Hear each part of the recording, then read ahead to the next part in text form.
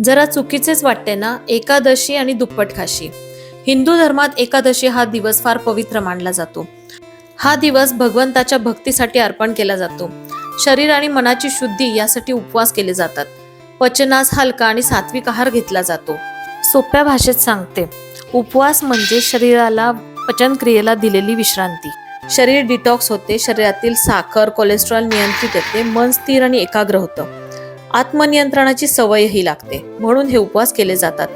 अगदी कडक उपवास आपल्याला होणार नाही, पण सात्विक आहारासाठी साबुदाणा खिचडी, एखादं फळ, दूध घेतलं तरी चालतं. इथे साबुदाणा खिचडीसाठी भिजवलेला साबुदाणा मी वापरलाय. यामध्ये भाजलेल्या दाण्याचा कूट आपण वापरतोय, मीठ आणि साखर घालून एकत्र केलंय. कढईमध्ये तेल किंवा तुपाचा वापर करून इथे छान जिऱ्याची फोडणी दिलीये. यामध्ये कच्चा बटाटा सालं काढून फोडी करून घेतल्यात.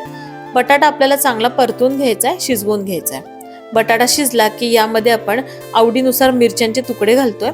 तसंच अर्धा चमचा आल्याचा किस करून घेतलाय, तोही मी इथं वापरलाय. छान चव येते त्या खिचडीला. बटाटा व्यवस्थित परतल्यानंतर साबुदाण्याचं मिश्रण काढून घेतलंय. साबुदाणा छान आपण 2 ते 4 मिनिटांसाठी हलक्या हाताने परतून घेतलाय. 2 चमचे दूध घालून झाकण ठेवून आपल्याला या खिचडीसाठी वाफ आणायची आहे. मध्यम आचेवरती छान इथं वाफ आलेली आहे. परतून घेतली खिचडी.